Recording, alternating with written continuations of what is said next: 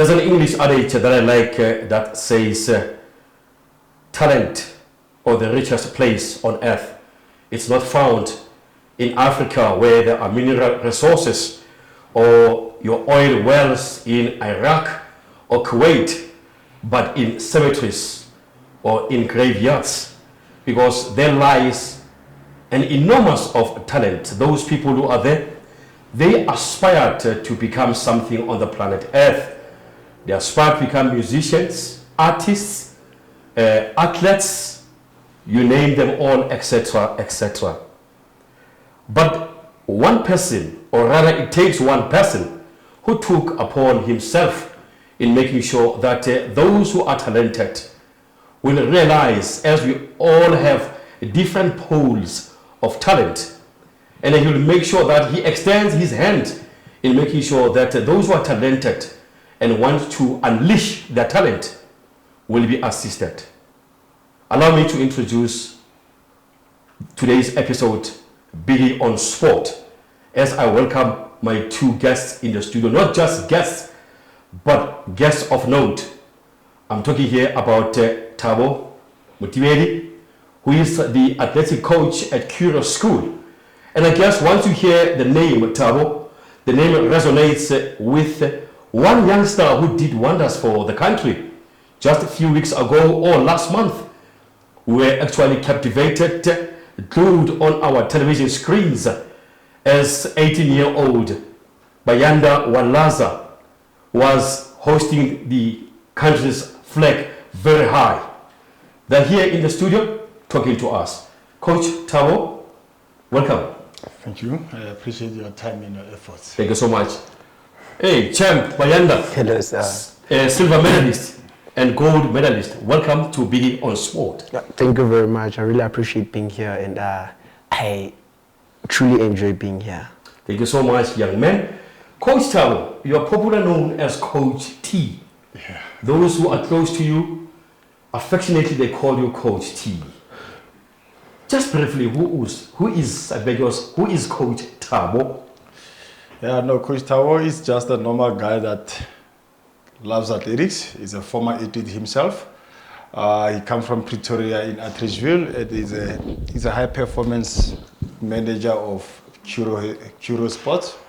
So that's Thabo Matibedi that enjoys working with the youngsters and upgrading their talent. Bayanda, Yes, sir. 18-year-old, you are a student at CURRO, and we are privileged to have you here. I'm told that you are still busy with your prelim exams, yes, and you are writing mathematics tomorrow. Yes, sir. Yeah. Yes, sir. Who is Bayanda Walaza? So I'll say Bayanda Walaza is the one kid who enjoyed being in sports since he was young. And the thing that made me love sport is the background that I come from and the support that I get. So for Bayanda is like someone who likes interacting with people, who likes being around people, who's loud and enjoys like surroundings of people. Viewers at home, I must remind you that they are not by themselves, but they are with another athlete, Sinesipho Dambile, who will be here joining us. I'm told that he's a 200-meter runner. He's been at the Olympics as well. But coach, you said you were an athlete yourself. I just want to find out and share with the viewers the transformation transition moving from being a coach, being an athlete to become a coach. Share with us. Yeah, I was a 200-meter sprinter. I was running 100 meters and 200, but much better with 200. I have my national colors with the 200. And then as I was getting old, towards 28 years, 29 years, I realized that I cannot be able to keep up with the youngsters anymore. It's time for me to give back. And why would I give back? What did I get from athletics? What am I giving back to the country is that athletics have taught me to be disciplined. They have made me a better person in terms of being disciplined. And I think it's one sport that will help the younger generation to move away from the street and teach them discipline. It doesn't force you to be disciplined, but you realize on yourself that you need to be disciplined. In terms of simple, for example, is what time you sleep, what do you eat, how do you play on the street? I mean, Bayanda cannot go and play soccer knowing that he has a big championship soon. Coming up. So it's a part of discipline. Basically, for me to go and start coaching was giving back and then installing discipline in the younger generation with the sports. When you start coaching now, before you went to CURRO, where did you start coaching? Yeah, I started coaching in Atterisville. I had my club in Atterisville, Fit and Well Health Athletics Club. Okay. And I had a small club there, coaching in the township. My boys were very good where I was actually spotted by Tax. Yes. So Tax gave me a position of a head of sprint. Okay. So I was at University of Pretoria for 10 years as a head of sprint. Wow. And then I worked there, as I've just said now, for 10 years. And you know, as we go on with the companies that we also grow, we move to other space, and then I moved to other space to Puma, become a Puma coach, okay, specifically with Dambile, with Sinesipho Dambile. And 2 years later, 2 years back, that's when I joined CURRO as a head of high performance in athletics. Yeah. Just under 2 years, you were able to take a team over to the Olympic Games. But we'll come to that, Coach. You mentioned something very interesting. You said you realized in your 20s, 28, 26, that you are now growing old.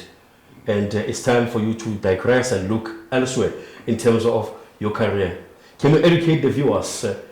Is that the age bracket where one feels is old in as far as athletics or running is concerned? No, not necessarily so. You need to face reality. Okay. Because what we forget as an athlete is that there's a life after athletics. There's a life after sports. So I think what I will say to the sports people is that you need to be prepared about life after sports. Because it's something where I have seen a lot of athletes or soccer players, whatever, that they were not prepared about the life after sports. So they didn't get the opportunity to go to the school, because at sports on itself, you can get sports bursary or a scholarship where you can go and study something, knowingly that after that time, after your sports career, you can fall into something. So with me is that I realized when I was 26, actually I went to university when I was 26 years old.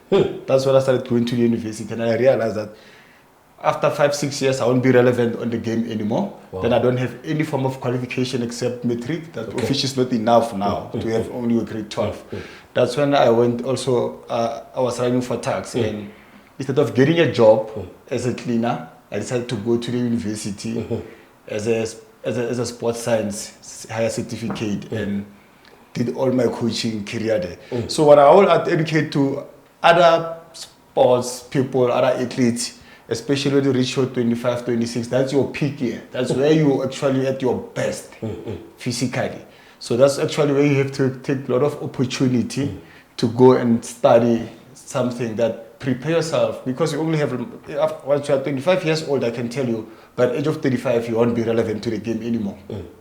I want us to reflect on what you've just mentioned. It's quite interesting, because as I'm sitting here, or any youngster watching this would say, I want to be an athlete, not realizing that there are other opportunities behind the scenes in as far as athletics are concerned.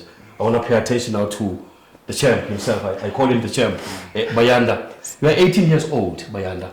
Yes, you know, this is quite intriguing. I want us just to find out, share with the viewers, at what age did you start showing interest in athletics? So usually I was one of a soccer person. I liked soccer. Okay. So athletics started coming into me in primary, but when I was in grade 3, because they used to see us there playing soccer, you know, like, you know, these guys are fast. But us, we didn't have that thing of, you know, what is running? You just run. But then one of the teachers that I'm still close to them now is Miss Mdlangisa from my primary. She was like, you know what, come and try athletics. And then I was like, no ma'am, I am fine. And then she forced me. She told me that if I don't come, she will make sure that I leave the school and all of that. She trained me somehow. Then I started running. But what I've noticed was that I didn't even train at all, because most of the time what we did was just, they would tell you to do 1 lap and then go to class, and then tomorrow you're running. But when I was going to running, when I look at myself and the other people who I was competing with, them, they were training. They were training so much. Me, I didn't have any coach, I didn't have anything, but I was faster than them. Then I I didn't even take that serious because obviously I was still young. Can I in interrupt grade you? When you Yes, say yeah. at primary school, are you referring to the school in Katlehong? Yes, That the Edmond Primary before School. you went to CURRO? Yes. Very interesting. Go ahead. Yes. So I didn't even take it serious because grade 3, my mind was not even that strong enough to see these kind of things. I was still on with soccer, and in grade 7, there was a point where I passed my grade 7, and then I went to high school at Pumlani High School. In the spring. Yes, and then I found out that the sport. The school doesn't have any sport at all. Yes, there's no sport. It's just academics, and yeah, I started crashing down. I started thinking about things that happened to me when I was in grade 5, and then my teacher came with the option that just come back to grade 7 again, so that we can look for a better school where you can actually do sports. And then I went back. We tried soccer again. She was like, you like soccer, you see, and then I got trials for soccer, but nothing happened. They were like, we'll call. Nothing happened. And then somehow we didn't even notice. I just went to run at the schools and then get a call from Foreign to High School. They were like, we're interested in you. We see you have a good running so, abilities. Yes, so they're like, we'd like to talk to you. And then my teacher was like, looks like you're an athlete, like you must follow running. Yeah. And in my mind, I was like, no. Yes, I was like, no, soccer is the main thing. Then I went to Foreign High School because I needed a school that helps with soccer.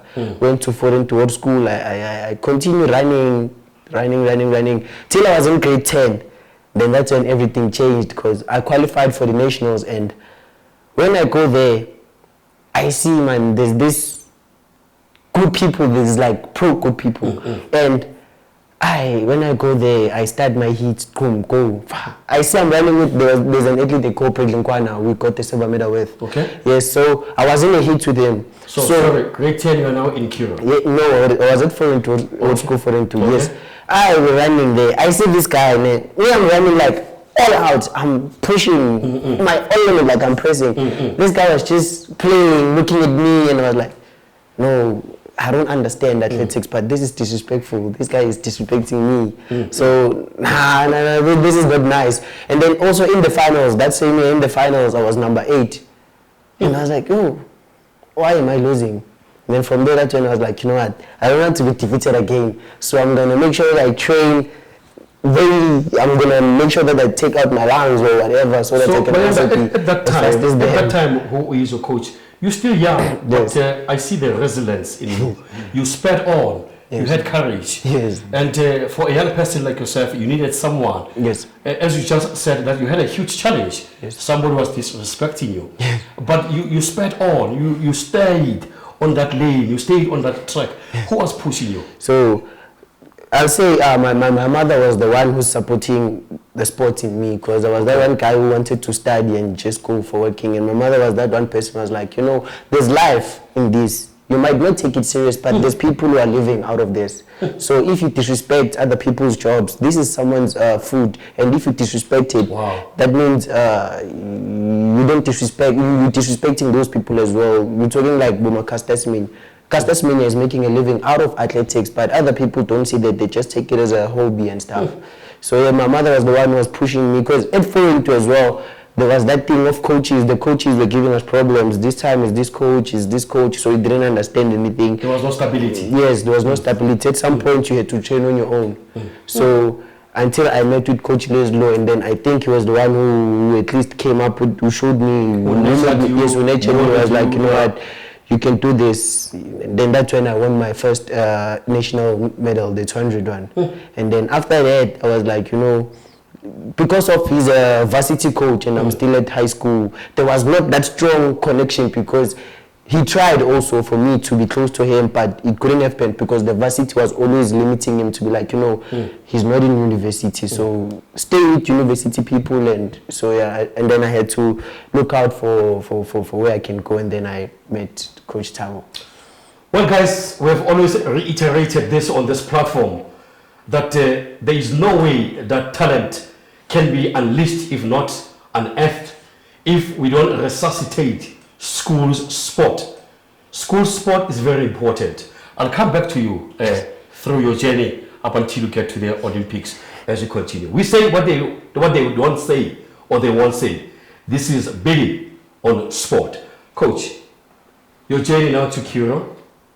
I understand that you are at CURRO now. You are the head athletic coach at CURRO. I want you also to bring the scientific aspect, a part of it in terms of athletics, as to what are we talking about when we talk about science as far as athletics are concerned. Yeah, considering athletics is, people they just look at your running. They think you just run. I agree. It's partially I agree. You have to have some kind of a special thing in you to run. You have to give me something that I can work with. You see, you have a... Such as what, coach? I have worked with different athletes. I have 18 years of coaching. Then I have worked with a lot of different athletes, and especially in the younger generation. You will find some of the guys, they were just born with the fast twitch fibers. They're born with the speed. Some of the athletes, they're born with that power. Some of the athletes, they don't even born with the talent of running, but they became the best. Wow. They're born with the drive. They're born with the work ethics. Wow. I had a boy that I coached. He became an African champ, the worst athlete I've ever coached in terms of a talent. But he had a lot. He had a work ethics. That's the most athlete I've coached with work ethics. And when coming to the scientific part of it, you need to study. You need to understand science. You need to understand biology. You need to understand. You need to be partially psychiatrist and psychologist. You need to know how he thinks, how his brain is being made. You see, for example, with Bayanda, people are complaining with the running style. His running style. But he's still on top of the world with that bad running style that they perceive is bad. But they don't understand the scientific part of it. They don't understand why he's doing that. So, with my journey going to CURRO... Coach, when you say people are complaining, are these people complaining? Are they athletes? Are they professional athletes? Or just ordinary people? No. And if they have misgivings in as far as his running is concerned, what are those misgivings? Yeah, you have the athletics community, people that they watch athletics. So the athletics communities, coaches, fans, parents, that some of their kids are athletes. And then they have Googled something on their phones, and then this is the book. The book says this is how it's supposed to run. And then I don't believe in that. There's no one size fit all with me. On my training programs, I have more than 45 athletes. There is no one size fit all. I don't use one size fit all. I don't believe in that mechanism. So that's why I don't follow exactly what the book is saying. So for me, it's being an 18 years of knowledge and 18 years experience. So I mean, if you check, if I'm 42 years old and then I have 18 years of coaching, it means half of my life I've been coaching. So I know what I'm talking about. So, and then I'm on a good space where the school where I am now, they are supporting everything that I need to unleash the talent. So, for the past years I've been there. One of the things that they have managed, that have helped me to get the result is from my management in the school, because they allow me to be me. They allow me to do what I need to do without restricting me. So there is no stress at work. I enjoy my work. They allow me to get into Bayanda when I need to get Bayanda training and other athletes. I mean, we have a lot of athletes that are doing very well. You will be surprised with their results if you go to your IWF World Athletics rankings. I have a boy, my daughter is number 2 in the world on the 400 meters. Under 18, we have received is number 3, if I'm not wrong. We have a good rankings in the world. Yeah. Let's park it there, Coach. I don't want you to unleash everything because we still have a long journey. I want to actually focus more on Bayanda as we are going to release him to allow Sinesipho as well, another athlete, to join us and also share a lot. CURRO School. Yes, sir. Fast forward, you're flying to the Olympic Games. Yes, sir. Before the Olympic Games, which other athletic event, major one, did you participate in? It was the World Championships at Bahamas, where I was chosen because of I was number 2nd in nationals. Okay. But I was running against Akani Simbini and I was 2nd. And that's when they took me for... You competed with Akani Simbini? Yes. I competed with them, the nationals. Okay. Yes, and then after competing with him, we coach came to me and was like, you know what, I think you are in the team for the World Relays at Bahamas. And I was like, hey, coach, are you serious? And I was like, yeah, I think you are in. From that day, I was busy, excited, telling people that I'm in. Even though they didn't tell me. Yeah. I was busy telling people that, Before you can... I'm in. yes, I was like, I'm in, yeah. Okay. And yeah, the first time it was that, and then also the senior, the national African champs at Cameroon. That was also one of a major competition because there was Litile, Fandule, there was SMA, all these big people in Africa, they were also there. And then after there, I went to the Olympics.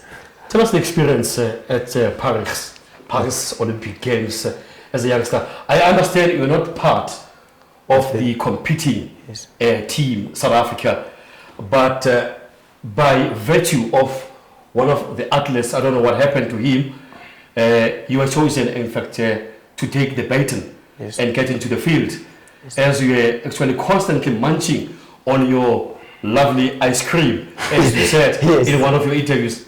Just share with the young people at home. Okay, I'll say for me, I prayed. I used to pray every day to be like, you know, even if they just use me for the heat as well, just for me to compete, because I felt like if I didn't compete there, I was gonna be heartbroken and all of that, because it was not nice for me being there. But I enjoyed the place, Paris and all of that. But emotionally wise, it was kind of attacking me because of, I knew very well, you know, you can see when things are happening in front of you, like you could feel the emotion, the senses there that, you know, you are not meant for you, you were not even in their minds for you to run, but they just took you to just be there for, in case when something happens, you see. It was kind of attacking, but thanks to the Lord that he also made sure that Dambile comes with me, because he was the one who was always inspiring me. He was like, you know, boy, you here, don't worry, me and you were here and other people didn't get this opportunity, so let's cherish every moment of it. And I was like, you know, thank the Lord that this guy was also there. And then even when we were there at the village, yes, that's why I was like, you know, because I'm not running, so what's the point of me holding myself to do things? Yes, so I was eating ice cream every day, sleeping late, enjoying everything. There was bicycles there, I was riding bicycles like nothing, making sure that I round that whole village, taking pictures, eating a lot of food, and then boom. The moment when the selectors or the coach says, Bayanda, you are being selected to enter the track, to get into the track, to get into the field. How did you feel? Okay, I'll say for me, I kind of felt kind of used at some point, but there was that thing in me was like, you know, if the Lord is making things open for you, there's no one who's gonna take it away from you. So when I was there, I was like, so this is me. Now I have to run. So what's the move after here? You see, and I was like, you know what? Called coach and asked coach, are you sure this is the situation I'm in and what do you think? And I was like, you know what, let's destroy them, boy. You see, you're capable of doing this, let's just go and take it. You are young. I guess it was for the first time you've been in a country like France, Paris. Obviously, huge countries are there. You're competing with the best in the world are there. Yes. There you are being told to get into the field. Yes. How do you feel? Like now? No, at the time. At the time, especially on the track now. On the track. Now you're on the track now. Somehow I have that kind of arrogancy, but it's inside me. I don't just take it out. So most of the time when I'm in a competition and I see these big people, Akani, Wade, and I tell myself that, you know, I'm here and they're also here. So what makes them special?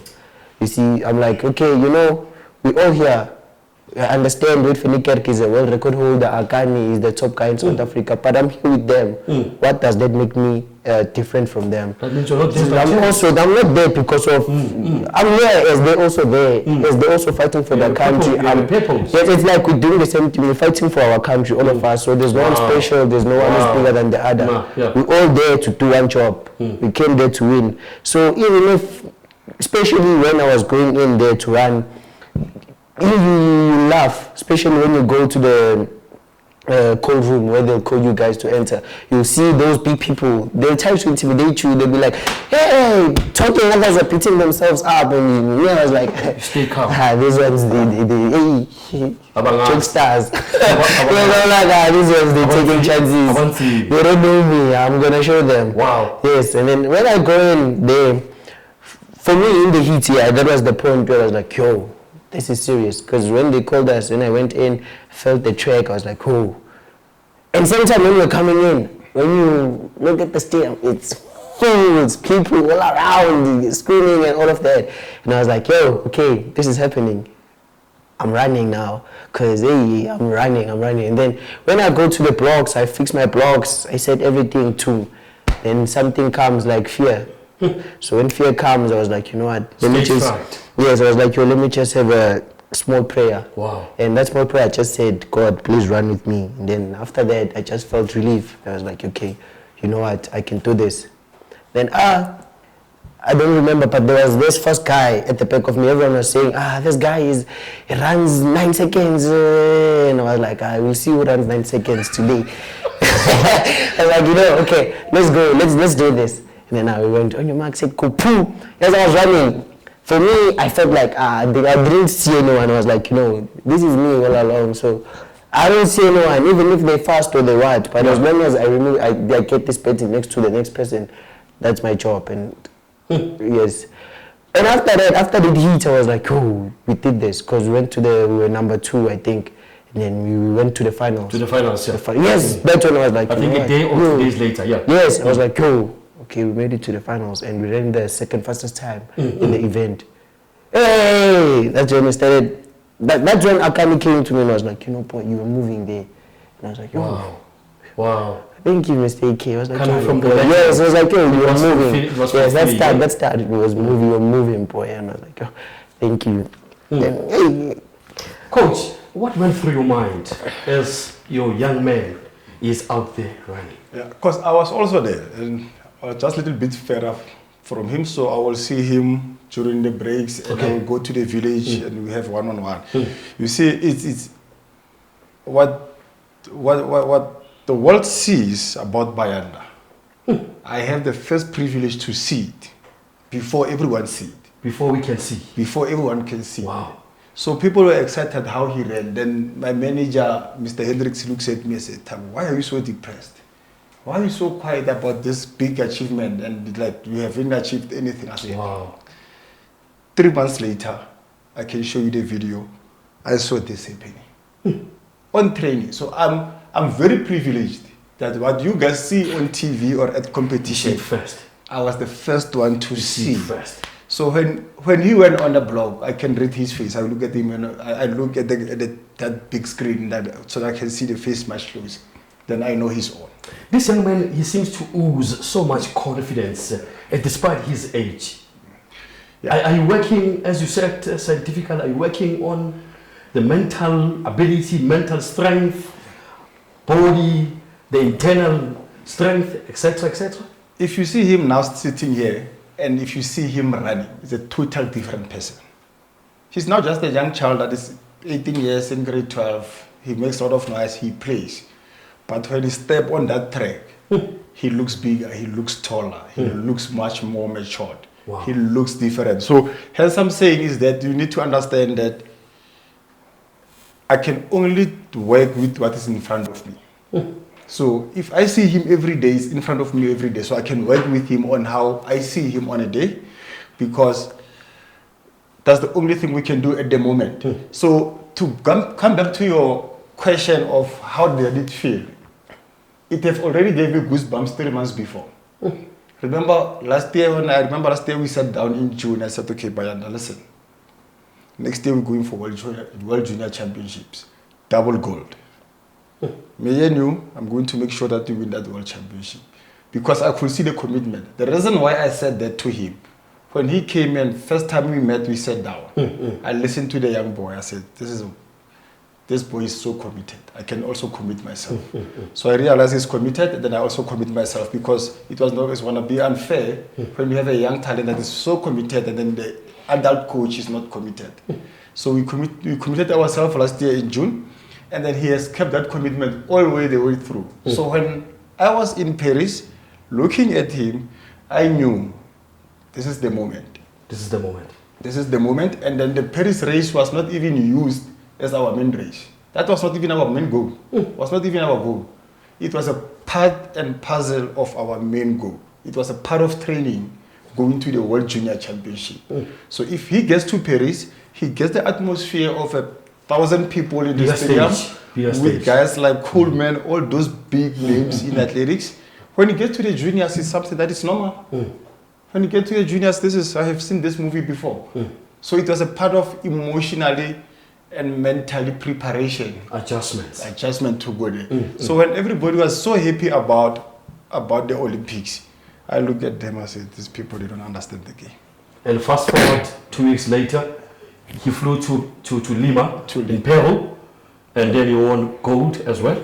But I want to find out, as you ascend at Paris, when they hand you over that gold medal, not gold, silver, my apologies. Okay, for me, that was special to me because as we grow up, we all knew if you have an Olympic medal, you have one greatest achievement, especially in sports.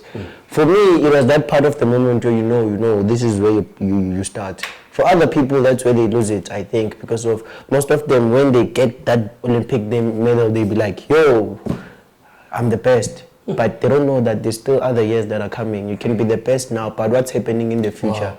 You see, so for me, it was like, this is the start of what's coming. You see, it was like, this is where I start to build my brand. This is where I start becoming the person that I want to be in the near future. So it was nice, it was awesome. You can even ask coach. I was happy. You were happy? Yes, I was truly happy. Yeah. But tomorrow, he came and was like, I want to see you. But it was fine. I came to him and was like, okay, are you good? Yes, I'm good. I was not even showing that I'm excited about that medal. And also coach was not even there. We were already, tomorrow when we meet, we just talked about World Juniors. We were like, okay, we got the medal. Yes, we got the medal. It's fine. So what's the plan for the World Juniors? So hence you remain grounded. Yeah. You never lost your head. Yes. Hence you went to Peru, yes. In Lima. You came back with a gold 2 weeks later after the Paris Olympics. Yes, tell us about your participation at the athletics under 20 championship, where you actually obtained a gold. For me, I'll say that was the nicest trip I traveled this year, because obviously I went with people who are same my age, so I had people to point to most of the time, because I know it might look fun to go with Akani and Boshon Maswangai, but I don't think we're going to have the same conversations because they're already old. So I cannot talk like a junior when I'm with them. I have to talk the way of the years. So for me, as I went with the juniors, I felt like that is where I was mostly relaxed, because everything was around my 10, everything that they do, my same age, people there, same age, and yeah, the vibe was also great. And also, what's fun is that South Africa, SA team, took us to Peru in different groups. So there's this first group that went early, and then those people had enough time to rest for the races and yes, to the climate. What I found funny was because my second group, we came late at 10, and tomorrow we had to go and run the heats. And we had a plane, a two-stop train from France, and then France to Peru. And for me, I was like, that was challenging. I was like, hey, what's happening? I even asked coach, I was like, coach, do you think is this proper? And coach also said, I don't understand why this is happening, because the other group, they relaxed, and they're going to run proper tomorrow, and I don't understand why your group is going like this. And then we were like, okay, you know what, but you know what, let us not complain about this. You see, because we already know our goal. Because sometimes I also feel like if you complain, you're giving yourself disadvantage. Wow. So, especially I learned that in Cameroon, because people were complaining that the treatment today is not nice, but that was happening to all of us. It's not you only. Yes, you must focus on your positive, knowing what you came there for. So also me, when I was there, I didn't have that thing of, no, I slept late at 10, now I'm gonna run. I was like, okay, it happened. first experience. This is the first experience I've learned. I'm about to let you go, Yes. to allow your teammate Sinesipho Yes, sir. to come through as well. Yes, sir. But we are thrilled and excited, and I guess the viewers, especially younger ones at home, are thrilled and also excited, Yes, sir. sharing the excitement with you. Speak to them. Here's your camera. You are 18. You are at school. Tell them about the importance of looking after yourself as a youngster, considering what you have achieved so far, silver and gold in just a short period of time. Yes. And just encourage them if they want to take any sporting event, any sporting code, what they should do. And also, I like it when you say you attribute all this achievement to your mother. Yes. And also thank your mother on the camera.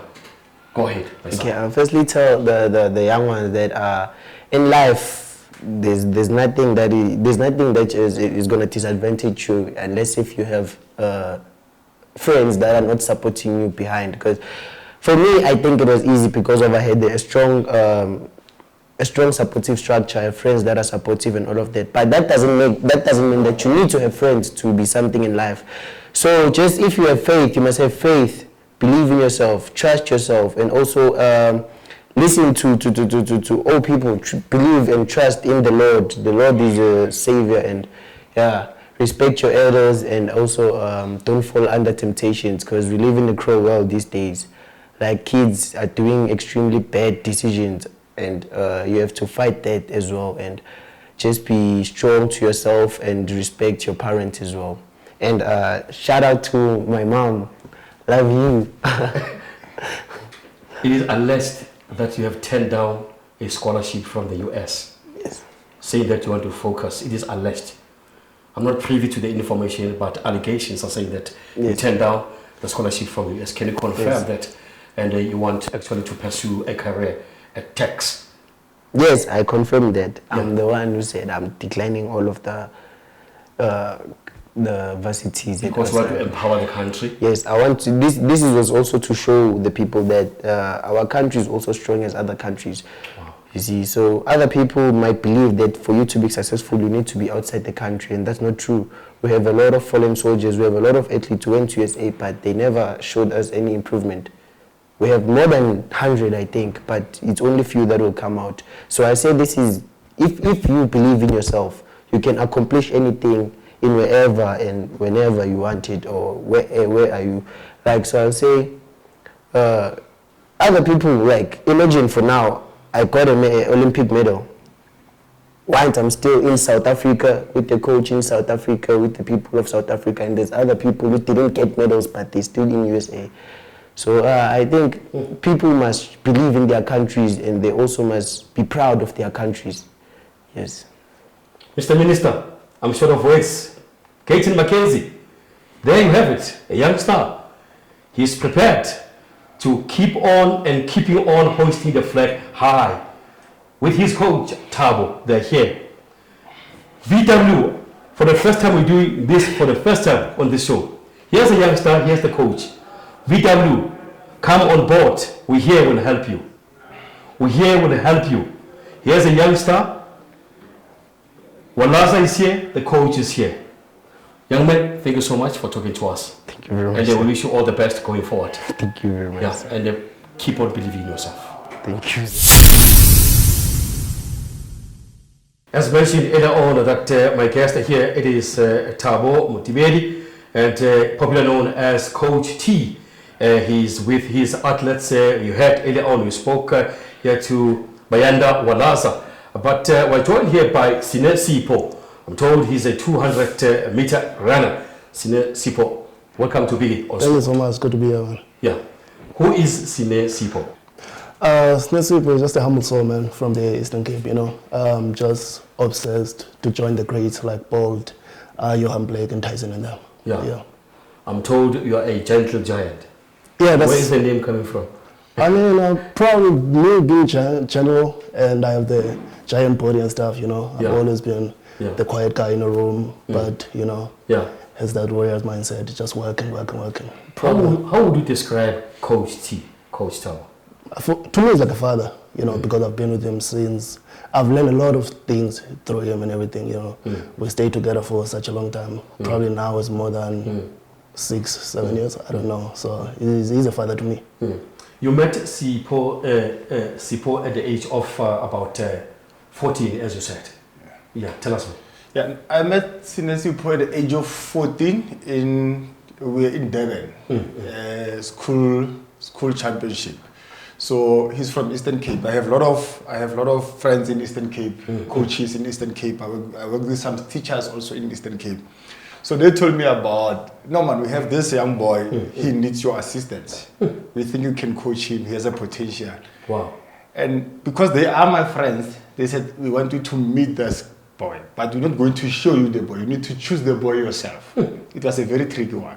So I saw him running 200 and he was, I think, position 4. He was a tall guy with a small head with big ears. How old was he at that time? He was 14. 14? Yes. Really? He was 14. Then he was tall, skinny, with small head and big ears. And then I asked, who's that boy from Eastern Cape with big ears and a small head? Then they said, that's the boy we're telling you about. Okay. We wanted you to choose that boy. That's the boy that we told you about. I said, I want to see that boy. And that's where I met the boy. The relationship started? The relationship started there. Okay. So I could see when he ran, the first time I saw him running, I didn't even know him. And he was not even on position 1. But I could see the greatness in the boy.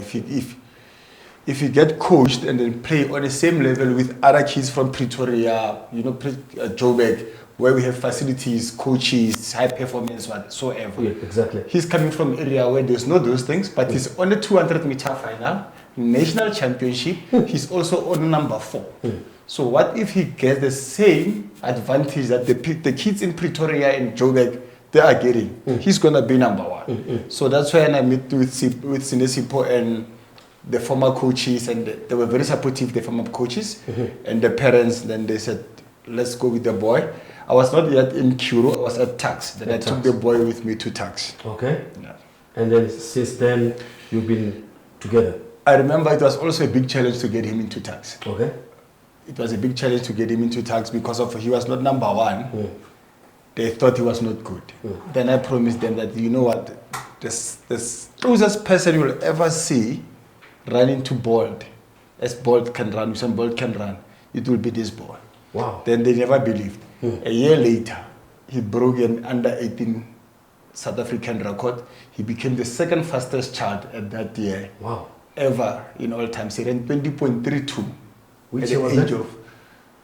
I'm definitely sure he was 17. Yeah. That was 2019. Wow.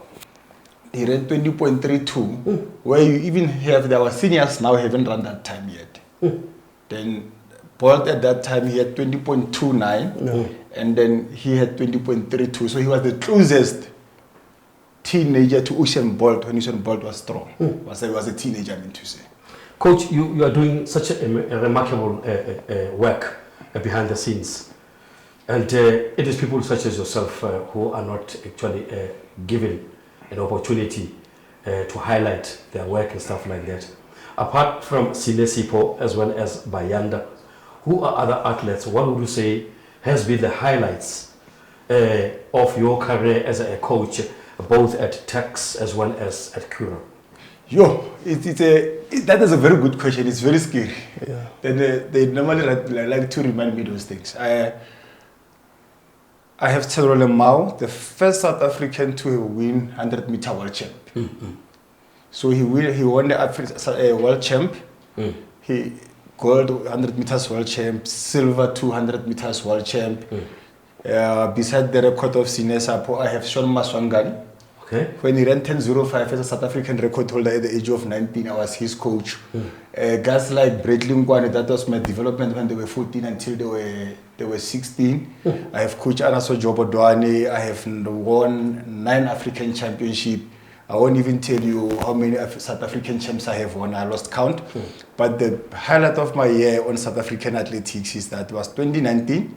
In Paarl, I had 7 athletes on a 100-meter final out of 8. So the whole country, they couldn't run with my boys. There were 7 of them in the same coach. Then there was South African final. It's nearly impossible to get that. Then I was not even aware of that situation. So normally I go to the warm-up area 1 hour before the race for the warm-up and come up with the strategies with my boy. And then when I get there, I normally whistle. They know my whistle. When I whistle, the whole final guys, the whole guys that are coming to run finals, they came to me because I'm their coach. Then I realized what's happening here. So I cannot coach individually because I normally coach individual when going to the final. I mean, I only have Bayanda in the final. I only have Sinesipho, but that year I had 7 of them. So it's one of my highlights. And also on a senior level, because of mostly have done very well in development. On a senior level is when you get under 18 and an 18-year-old to get a silver medal on a senior championship. When you have a 20-year-old first attempt on South African championship, he won gold.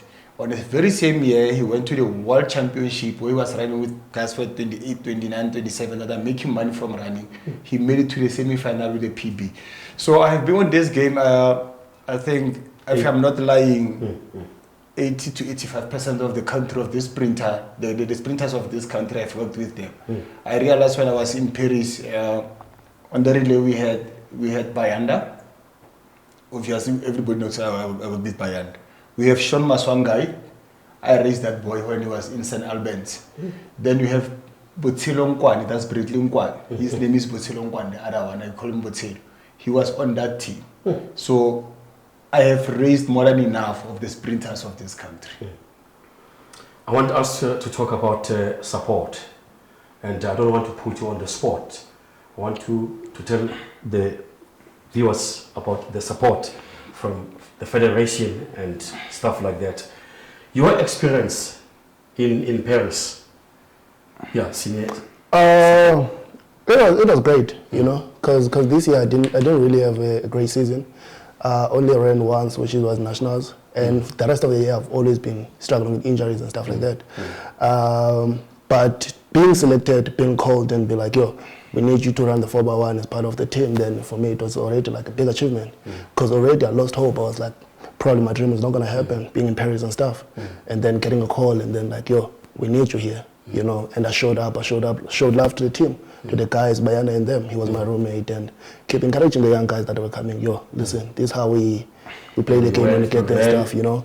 And I've always been with them in practice, you know, encouraging them and stuff. And they came with the silver. I was happy because I was part of that. I witnessed the team and I believed in the team. So yeah, that's really was good. Going forward, what does the future hold for Sinesipho? It is scary. Yeah, it is very scary. Yeah? You know? Yeah. Because I've grown as a human being. I've grown as an athlete. You know, mentally I'm getting stronger and physically. You know, I've put myself in a better position now in life. You know, created a championship routine where like I will live by that role each and every day to join the best guys in the world. You know, so I'm excited about the future. And also at the same time it's scary because no one knows what's going to happen. So Indeed. Yeah. But I guess with a coach of this caliber, we're in the safe hands. Yeah, for sure. I've always believed in him. You know, I've told him many times we went through roller coaster up and down and stuff together. You know, and I stuck by his side and everything. And then now we're building. We take where we left from. So now the future is really bright. 2028 LA Olympic Games. Yeah. Are we likely to see you maybe participating in this? Yeah. That's the bigger goal though. For now, that's the bigger goal, 2028, you know. LA 2028 Olympic Games are just around the corner. And obviously you guys, I guess you've just started with preparations.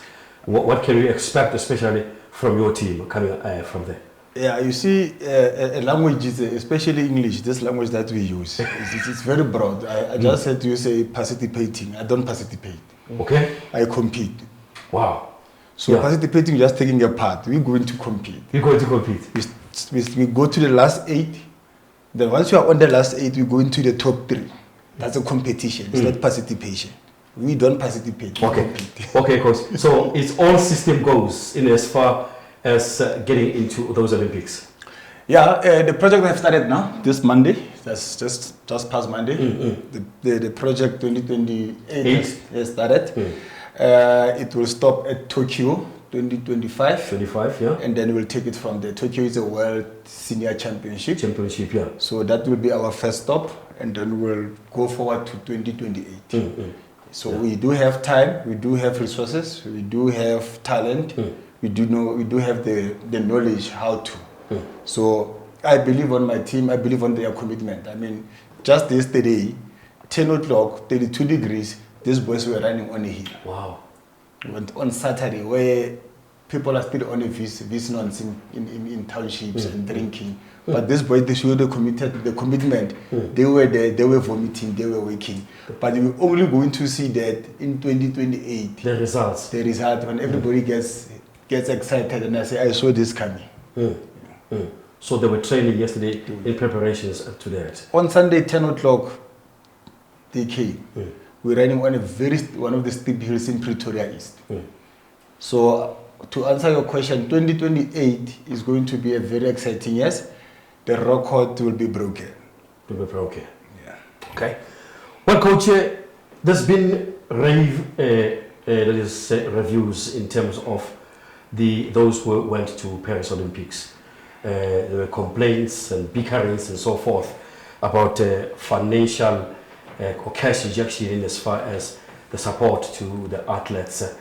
Did you experience such as a coach maybe on behalf of your team? Yeah, for me is that because I was not a part of a national team, so my school have paid everything for me to be on all those games. They have supported me. CURRO honestly have supported me to be on those championships. And then they understand the importance of a coach to go on those championships. Yeah. So I don't think the country understand the importance of a coach in the bigger championship. And I feel so bad because I don't think people that are sitting in the office with the ties in air conditions, they don't understand the sacrifice that every athlete is doing. It's taking. They are pulling their muscle. They are vomiting. They are throwing their hamstrings into pieces. They are putting their health in danger with that training. Their level of training is not a normal. It's not exercise. It's training. It's very hard. And they come here and then they want to give you 4,000, and then I look at you and say, okay. With these hours and with this effort these athletes are putting there, we can only say thank you. Then this is a job. So I feel bad because of most of our athletes are being disrespected. Most of athletes are being disrespected. I mean, you can't have a silver medal, a silver Olympic medal, and then you're still working. You're still living in a shed. You can't have a junior boy that is the best in the world, and then you're still not willing to pay for his fees to go to university. You're still not willing to pay for his physiotherapist. You're still not willing to give him a medical, just a medical card to go to discover when he's sick, because of he's going to get sick. You need to get that. You need to keep that body health. We still don't have that in our country. We still don't have that system and support. And we're still undermining the development in the townships and the coaches that are in the townships that are struggling. We have a lot of coaches that are struggling in the townships. I can tell you from experience, we have lost coaches and athletes that they have went to ShopRite, Pick and Pay to pack tin stuff with that talent because that talent was not supported. And with that, it's very bad for the country. I mean, as I started my club in Atteridgeville, is that there were kids that they are not as talented as this one. But I made sure that they do personal training classes, they do aerobics classes, they become the team managers of other clubs. We have guys like Sia that when I step down as a coach going to the big schools and universities, I still leave somebody in charge.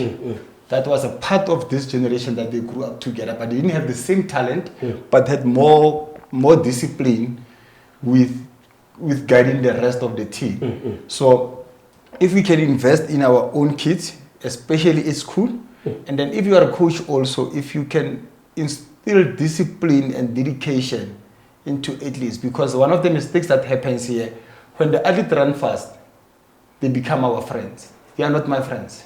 These are my kids. So it's some of the things that I have seen in this country, that where you have fast athletes or good soccer players, they become friends with the management. That's not supposed to happen. Because once you are friends, it means we can drink together. It means I cannot instill discipline in you. It means I can talk about my girlfriends and their girlfriends. That's not supposed to happen. So in terms of support, the people in the office of this country, they need to get their goal clear. Why are they doing this? It's very clear to me. If I know as a coach, I'm not going to be a millionaire. I won't get that money. I won't be a millionaire as a coach. Yeah. But the goal is clear that if I can change the life of a young black man, that is my goal. I go through a lot of challenges in life. It comes with a lot of stress. It comes with a lot of sleepless nights. But every time when I want to give up, I ask myself, why am I doing it for? Sometimes I say, now I have an Olympic medalist. I still don't have a car. Then you ask yourself, was I coaching to have a Mercedes, or was I coaching for this boy to be successful? To nurture this youngster. The boy is successful, the Mercedes part doesn't really matter, because that was not the goal in the first place. So we need to get our goals clear in the office. Why are we in these offices? I'm interested in what you are saying, Coach. You keep on saying office, office, office, office. And this has been a thorny subject on this platform, coming from different sport personalities that we have engaged with on this particular platform. And they've been open about it. And kind as you are, you have given credit to your school, CURRO. You were one of the lucky people. You still have that support system to get to the Olympics. But like you said, what about one coach who is walking around in the township and stuff like that? I guess we need to actually to throw the book at certain individuals. We have ASA here in South Africa. We have, the Olympic Committee? Yes. Yes, Olympic Committee. We have the Department of Minister of Sport, which is Gaten Mackenzie. He's out there talking of all those colorful things.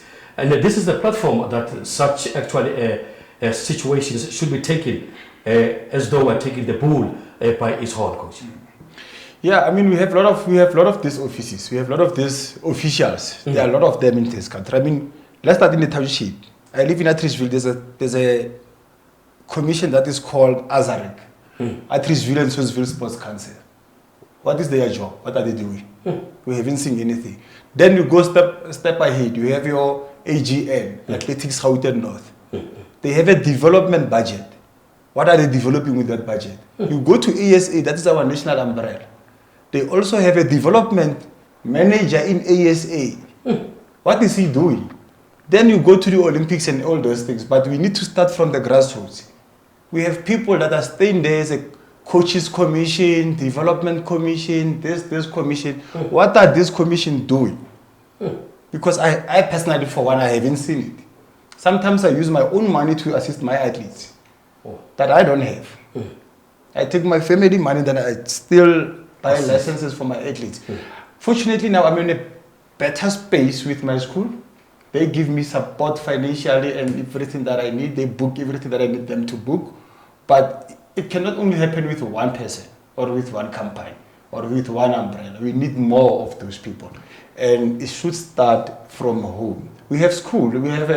If you go to our schools, we used to have Wednesdays as a sports day. What's happening with the sports days in schools? Then there is somebody who's in charge of sports somewhere in any school. What is that person doing? It's a head of sports. What is he doing? Because there's no sports in school. And you look at, for me, you look like a guy like me who actually started sports in school and then became a better person through sports, not through academics. I was in a school where it's all about academy in Atteridgeville, but I'm more successful not because of academy, but because of sports. So sports plays a very big role into our academics. Because sports on its own can actually get you a degree somewhere or a diploma somewhere. I mean, evidently enough University Cup, University Rugby Cup, yes. University Sport. Yes. Look how many talent is coming from there. You've got universities playing inter-tournaments, playing amongst themselves, be it football, be it netball, be it cricket, be it rugby. And there's so much talent that is coming out there. But not everyone from the township will be able to get to that level at universities and become fortunate.